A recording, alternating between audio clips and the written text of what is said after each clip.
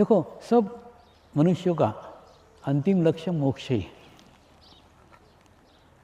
अब कई बार कई युवकों के मन में, कई युवतियों के मन में प्रश्न आता होगा, क्या समझिए मोक्ष मोक्ष करते रहते।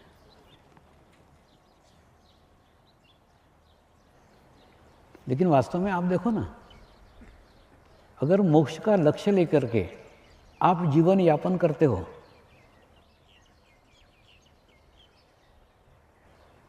तो क्या क्या चेंज, क्या क्या बदलाव आपके जीवन में आ सकते हैं, बताता हूँ। बहुत सारी जीवन की समस्याओं से आप मुक्त हो सकते हो। पहला ये कि जब आपके पास मोक्ष का लक्ष्य होगा तो प्रथम ये कि आप नियमित ध्यान करोगे। नियमित ध्यान करोगे तो क्या होगा, ध्यान करते करते करते करते आपके अंदर शरीर का भाव कम हो जाएगा। शरीर का भाव कम हो जाएगा तो आत्मा का भाव बढ़ जाएगा, और आत्मा का भाव बढ़ जाएगा तो आपको कई फायदे हैं। एक तो मन की एकाग्रता बढ़ेगी, जो आपके व्यवसाय में, आपके नौकरी में आपके काम आ सकती है। दूसरा, आपकी गुणग्राहकता बढ़ेगी। गुणग्राहकता यानी रिसीविंग, आपकी ग्रहण करने की क्षमता। अगर कोई 4 घंटे में ग्रहण करता है, आप 2 घंटे में करोगे, तो आपकी गुणग्राहकता बढ़ेगी, ग्रहण करने की क्षमता बढ़ेगी। तीसरा, आप स्वस्थ रहोगे, तंदुरुस्त रहोगे। और चौथा, आपका जीवन दुर्घटना रहित रहेगा। जब आप ध्यान करोगे, मेडिटेशन करोगे, तो आपके आसपास आपका आभामंडल बनेगा, आपका ओरा बनेगा, जो कोई भी दुर्घटना से आपको बचाएगा। दूसरा, आत्महत्या का विचार भी आपके मन में नहीं आएगा। अभी युवकों की, युवतियों की ये आत्महत्या एक समस्या है।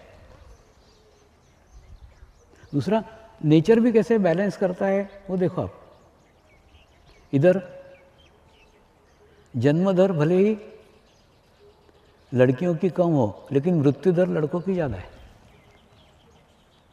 यानी दुर्घटनाओं में युवकों की मृत्यु होती है, आत्महत्या करने में युवक रहते हैं।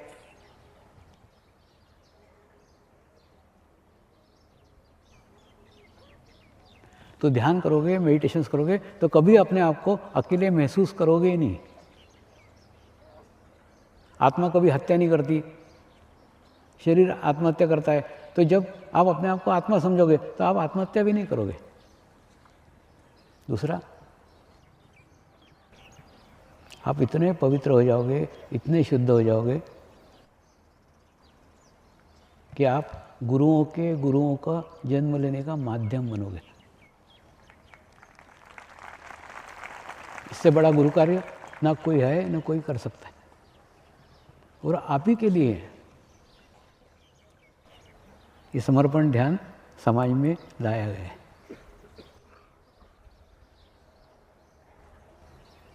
तो एक अच्छे गुरु का जन्म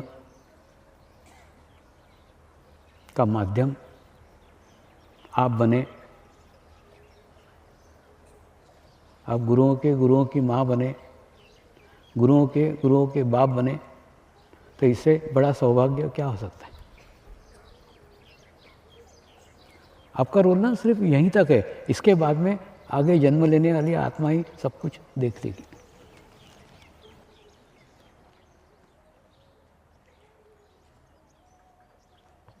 एक शांति के साथ, एक समाधान के साथ संपूर्ण जीवन जीओगे और आखिरी में आध्यात्मिक मृत्यु को प्राप्त होगे। आध्यात्मिक मृत्यु वो मृत्यु है जिसके बाद में कोई जन्म नहीं है।